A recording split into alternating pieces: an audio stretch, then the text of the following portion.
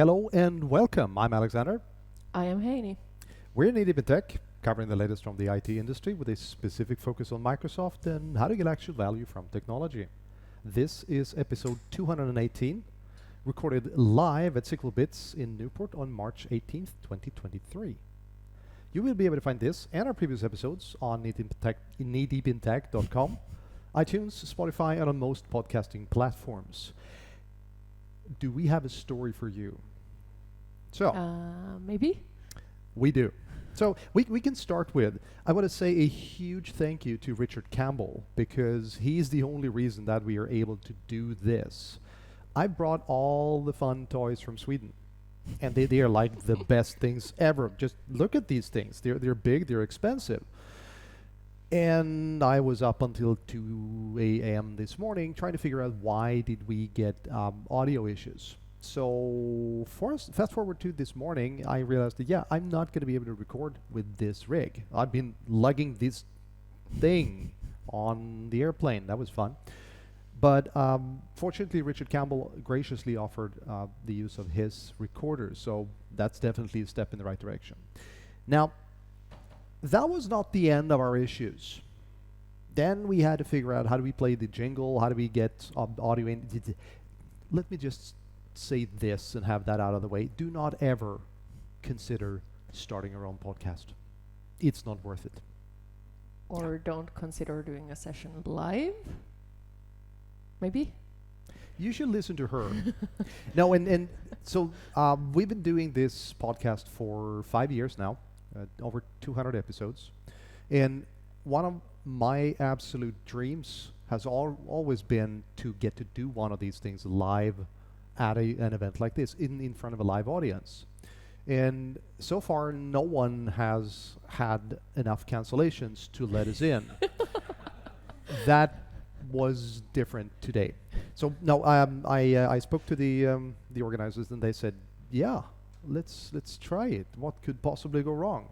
And that's how we ended up with 2 microphones on our heads. I know, right? So it's a fine line between looking ridiculous and professional, and we're well on the... Professional? I don't think that word means what you think it means. All right. So, anyways, it is so fantastic to see so many of you. I mean, there are a couple of things that are standing in our way. It's Saturday. Lots of people have already started to leave. It has been a long day. It has been a long conference. You've done a pre-con. I've done a pre-con. And training day. Training day. Mm-hmm. Okay. I was just about to language. I was just about to say that my brain is slightly frazzled, and I think you just proved that. Yes. Yes, indeed.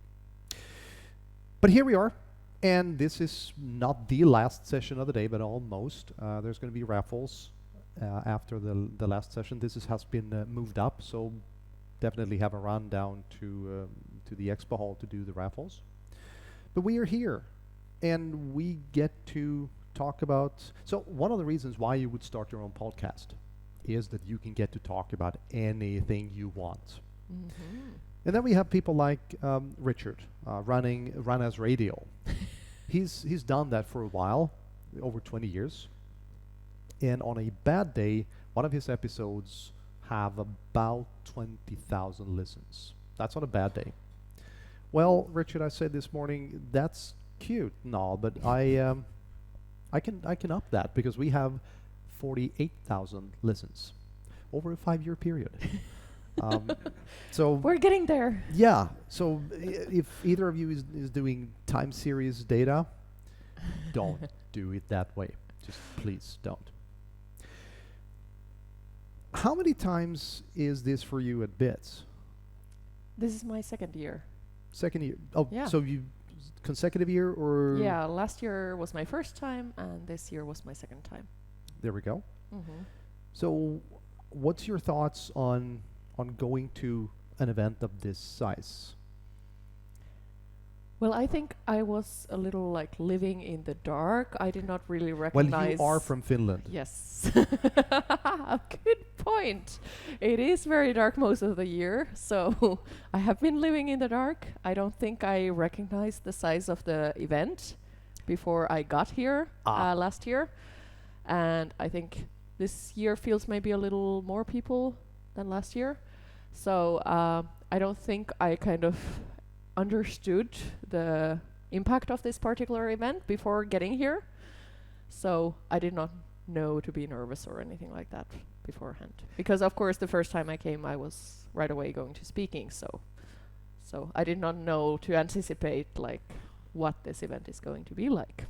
No, in many ways, I've spoken to a number of people that had their first speaking gig at SQL Bits. And that is like literally waking up one Tuesday morning and going straight for the World Series. And it's, I tried unsuccessfully to get into Bits for, I think it was 4 years. I literally sent abstracts to anyone who would listen, and most of them didn't. But then one day I was actually chosen to go to speak at Bits, and that was Bits in Manchester. I can't remember What year? Was it 2018 or 2019? A while back, before the world ended. And suddenly I realized that, yeah, you're going to Bits and you're going to speak there. It's the premier data platform event in the world. I don't usually get nervous. I was nervous. But that's when you call a friend, right? And I walked through the door at the venue, and those of you who were there remember that was a 1920s car in the foyer. And I came through the door, I saw the car, and then I saw something that just kept moving, an apparition. That apparition is called Andrew Prusky. He was so nervous that he could not stand still. He could not get more than 5 words in order in a sentence. There was a lot of noise coming out, but you really couldn't make any sense of it. He was just completely shattered. He was a wreck and sweating buckets.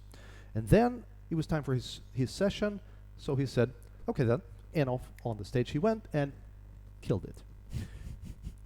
Then he was a bit of a wreck again, but you know how it is. So getting to speak at one of these events is absolutely fantastic, and getting to do a training day is also fantastic. But one of the questions that I was asked, and I'm curious to hear your views on, how much time do you say you spend on creating content for one day of training? Is one of these questions you never really think about because you don't want to. No. It's spread out over so much time because I think I've kind of been creating the content even before I had the abstract. I think especially particularly the one that I did here, it was about developing architecture skills, and I've been kind of playing with the idea I think for 2 years now, pretty much from when I started speaking. So it's been kind of an ongoing process, and then of course more intensely as the event has been coming up. But I don't know, too many hours to count. How about you? No, I was just about to say that, but because there are a couple of ways you can go about creating content, both for a session or for a pre-con or a training day.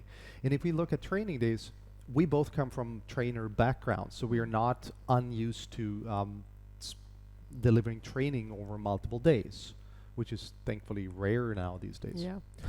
But that means that we had a lot of ideas coming in. Either you create a number of sessions or blog posts or whatever, small tidbits, and then you realize, wait a second, I have enough to put into a package and call it a training day. Or you do it the other way around. You have an idea, and that idea takes on a life of its own.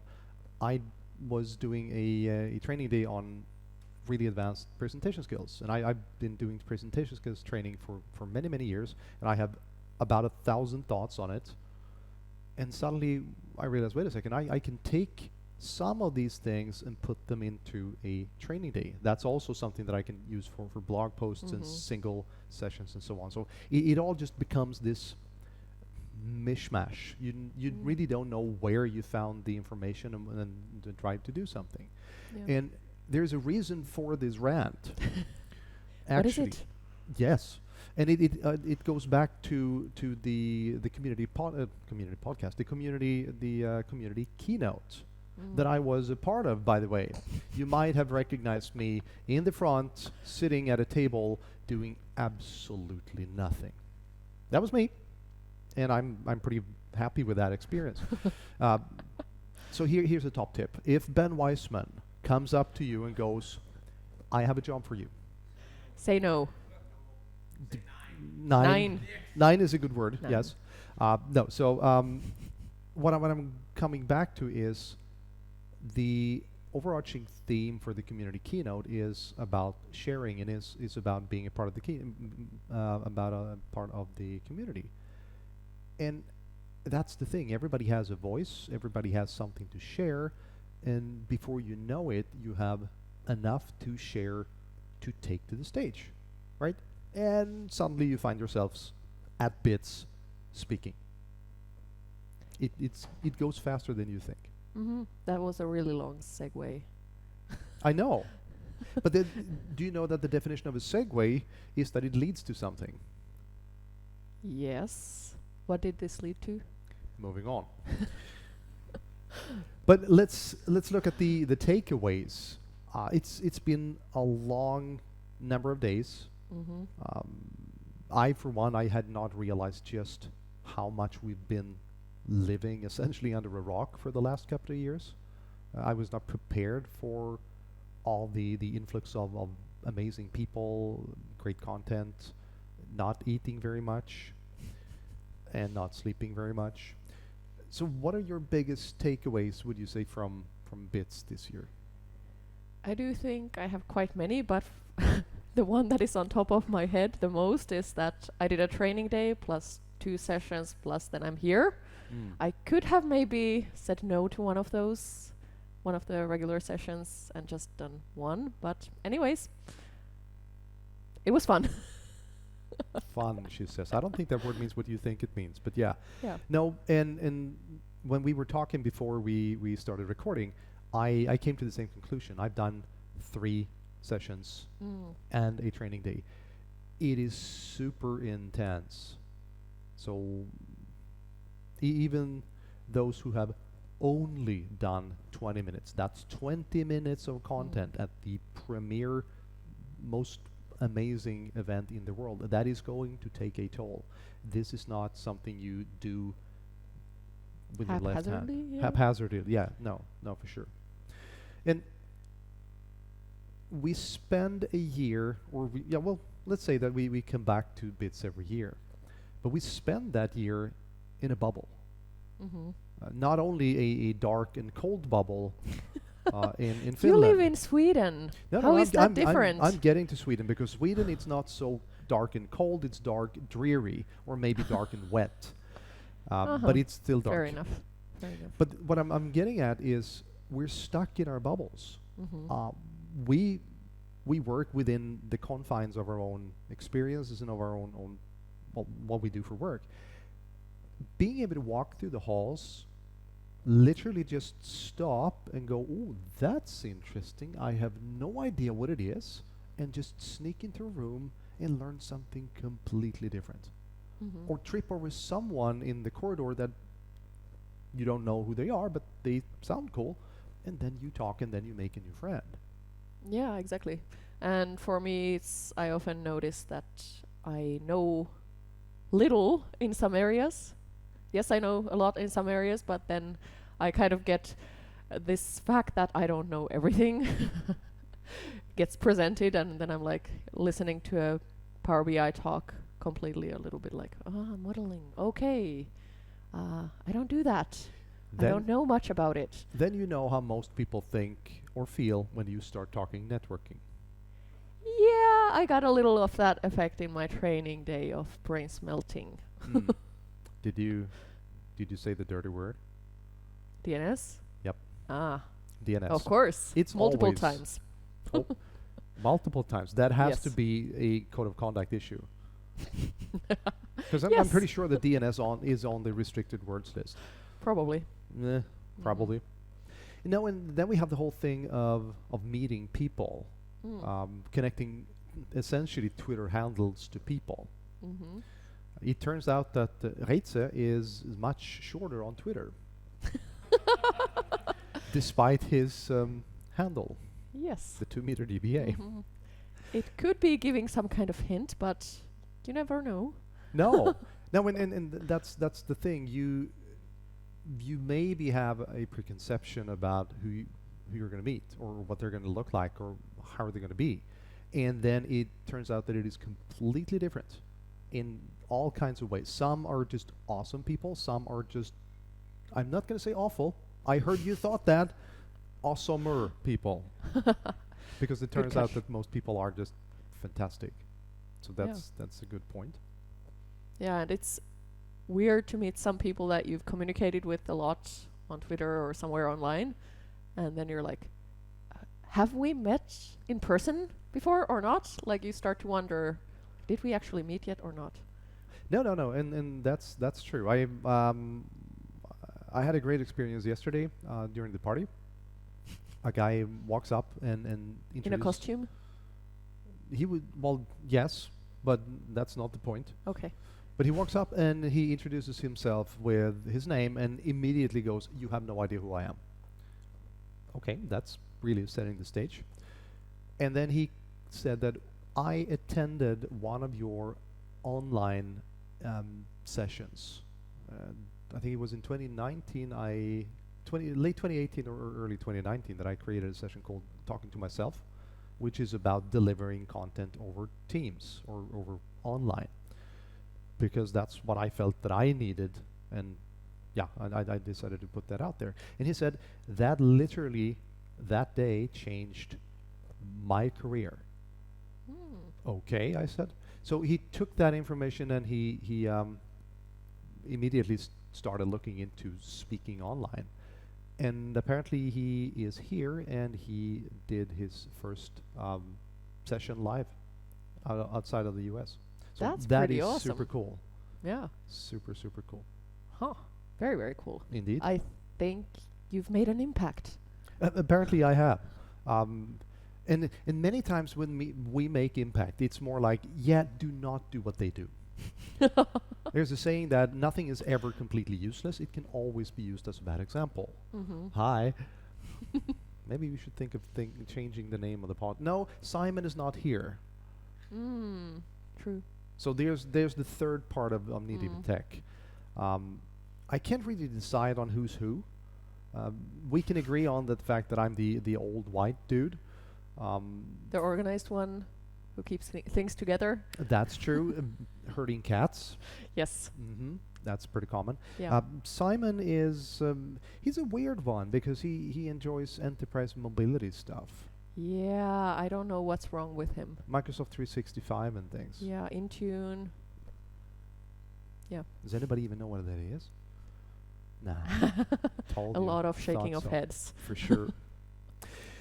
But we are here now. We are in front of a live audience. And why not really take things to the absolute extreme, to the tune of what could possibly go wrong? Nothing. You do not want to see what's behind this lectern because there are so many cables. There are literally miles of duct tape just to get this whole thing running. But I have decided that I'm going to use this. This is a microphone, just so we are all in agreement. I'm curious to hear your ideas and your thoughts on not only what are your thoughts of bits, what are your thoughts on community, but also what made you decide to come to live podcast recording. Yeah. We have the usual suspects here that are probably here for just our Giggles. Yeah. heckling is a good word. Thank you, Eugene. But yes, no, I'm super curious to hear your thoughts about bits, community in general, and why you're here. So I'm going to hand this to Reitze, and let's see if this actually works. Who wants to go first? Oh, Andre. Yes, perfect. How did that happen? So that's not going to go out in the room audio, but it's going to go into the. So I'll stand up so people can hear me here as well. Yeah. All right. Here we go. Hi, my name is Andre, and the reason that I'm here is because I've heard this podcast so many times, and it makes me nervous because he stops the music right before the bass kicks in, and I was hoping. We would hear it now finally, how that tune ends, but no. I'm just my OCD is like hurting me. Thank you, Andre. That Very insightful. very insightful, and of all the things that I could expected from you, that was not one of them. But No. thank you. That was fun. Yeah. Does anybody else want to go? Daniel? This thing on? Yes, it is. So I'm Daniel, and it's been 26 days. No, that's wrong forum. Wrong forum. Yeah. Never mind. Well, you'll scrub that, right? That won't make the recording. Of course we will. All right. So I just discovered a couple of years ago that the more stuff I did with this community thing, the more fun I had, the more people I met.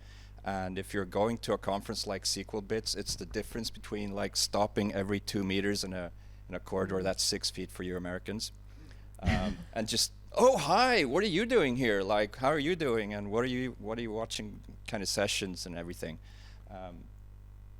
As a contrast to like my first large conference where I didn't know anyone, I didn't know there were social activities. I went back to my hotel room and like checked through my notes, like that was a good day. You did good today. You attended 8 sessions, and so that was like an awakening for me, circa 2015, 16, when I started actually having breakfast, lunch, dinner, and just meeting people. You know, I did have breakfast, lunch, and dinner before, just not with other people. I'm kind of an introvert, so.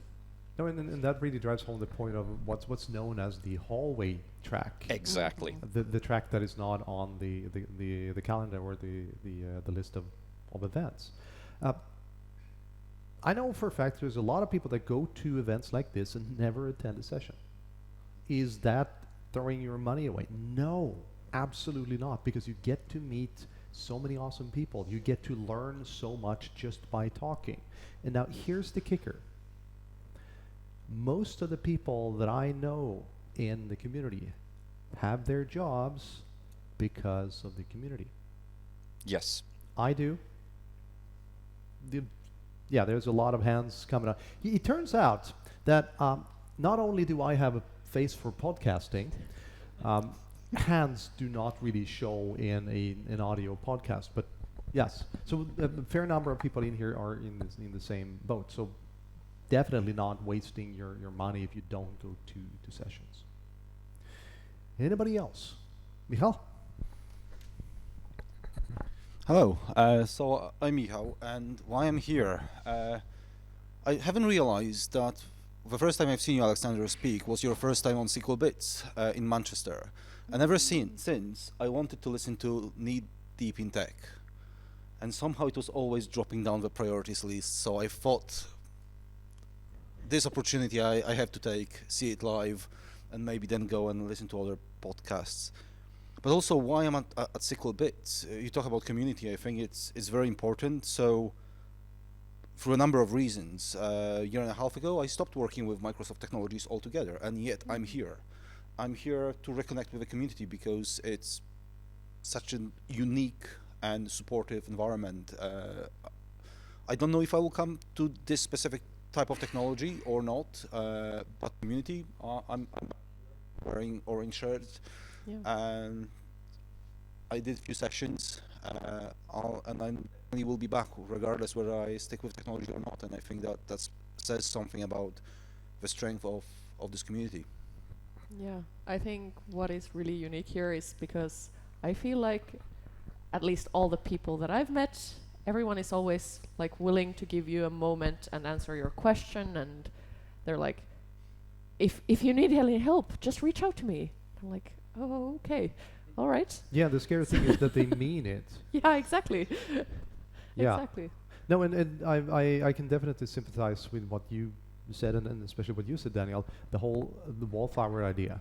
I spent so many past summits and Oracle Open Worlds before that, but we don't talk about that, without really talking to people. I went to sessions, and that's what all I did. And then came a 5-foot-something whirlwind and sorted that out for me.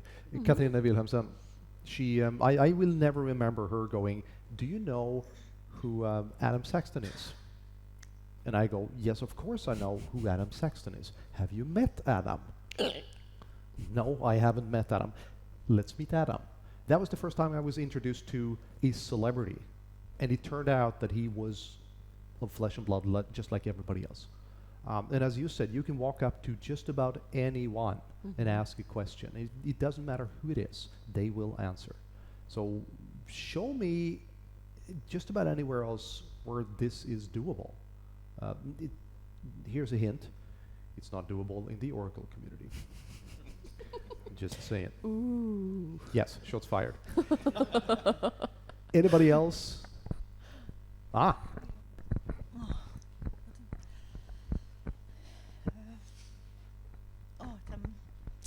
Hi there, hello all, I'm Mary Ellen, I'm local here from Newport and from Cardiff City Council. And this is I've never before been to one of these SQL bit events, so this is a first for me. I've joined in Newport Speaking Club because I used to have a bad stammer and I was so nervous before, and I've always wanted to get up in front of an audience and do a speech. But now I'm fine at a speaking club. I've passed the Association of Speaking Clubs professional certificate. So that's in small groups of about 10 to 12. But the next step is doing a speech somewhere outside the speaking club. I thought, first of all, I need to attend someone, but I've never before attended a conference, but particularly an event as huge as this one. Yeah. 'Cause I couldn't believe it, talking to people from the other side of the world. I mean, from Hong Kong, Florida, Pennsylvania, even Japan, the home of Toyota. Of course, I can verify that I got a 1999 Toyota Avensis, which I've had since 2002, and still going strong. Certainly won't change. It's so reliable. I'm a .NET and SQL Server developer. Account. We are looking at we've got 8 applications which need modernising, but everyone here has just been so wonderfully friendly and supportive. Because the first day I came here, I was quite nervous. I was quite nervous, but everyone's just been so nice, and the food has been scrumptious. Staff, so I certainly top marks to all the chefs and catering staff. Let's see, and you lot, you're just a wonderful, friendly bunch, and also good opportunity. Also, maybe, hopefully, one day I'd like to be a speaker at this event. Maybe next year. Maybe next year, hopefully. Sooner than you may think. Maybe next year, hopefully. I'd like to be a speaker. And it's so much fun to listen to the different stories, because they all tend to come from the same place. Why would I want to go on stage? What do I have to share? Who would listen to me? And at the end of the day, everyone has their story. And one thing that I am dying to try is, for a 50-minute session or a 60-minute session, chop it up into 10-minute slots and give that to a number of people. But have them go on the same topic, the exact same topic. I can guarantee you it's not going to be 5 repetitions of the same thing, because everybody comes at whatever it is from their own viewpoint, right? What does that tell you? It tells you it's not so much about the tech, it's about the people. Because tech is never going to do anything on its own, it's about what you do with the technology. Yeah, very true. I know. What got you to go on the stage first time? Do you remember? Wow. Well, that's... Well, I do remember, and it's actually a bit of a funny story, because I was 21 when I started to teach. I was teaching, I'm sorry, Oracle courses again. It was a long time ago. I needed the money. Dark history. And I needed the money. So what always would happen was, it was a 5-day course, and 20 to 30 minutes into the first day, I would completely lose my audience. Every time, and I could not figure out why. And then I really had to play catch up until maybe day 3, everybody was happy again, and 4 and 5, everybody was super happy. I had decent grades, and then people were happy with my performance, but I really didn't enjoy it that much, especially not the first days. So I needed to find a way to figure out, why is this happening? And someone said, well, you should wear a suit. That's an interesting proposition for a guy in his 20s, because I was wearing a t-shirt and jeans, because that was what I usually wore. But I'll try anything once, so I put on a suit. And it was completely different. I was blown away. People paid attention in a whole different way. And that got me thinking. I don't think it's about the suit. I think it is about something ephemeral, something that you associate. It's more of a symbol, right? And that's when I decided I want to dig deep into this. I want to understand why is this happening in the first place. So that's how I started thinking about it. And then when it came to speaking, I think it was in an internal event at work. Someone had canceled, and suddenly I found myself with a microphone in my hand, speak. And you may or may not believe this, but I am very introvert. I go back to the hotel and I stare at a wall for 3 hours. It's how I recharge. So putting me out there was not something that I really enjoyed in the beginning. But I've always been very passionate about teaching people, sharing what little I know. That the thing that I get back is worth more than my discomfort. So that's how it started, pretty much. Yeah. Do you remember what we said when we were discussing this before we started recording? What is it that we always come back to? That we go over time. I told you. Yeah, so this was planned for maybe 20 minutes if somebody decided to show up. That was 13 minutes ago. So apparently we're still going. Yes. I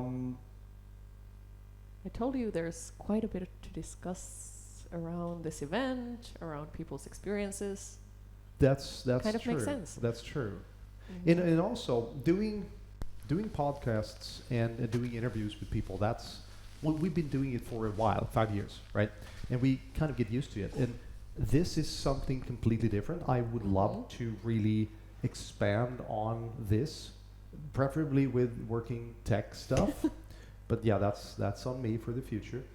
Yeah, but just to give a little credit that you actually took care of all of the tech like normal. So I just showed up and like, yeah, I'm here. I'll talk to a microphone. Whereas he took care of all the tech and got it working. And not to put you on the spot, Haney, but how would you think that this would have worked if you did the tech? We wouldn't be here. We wouldn't be getting anything to record or anything. Yeah, I'm not good at this type of tech stuff.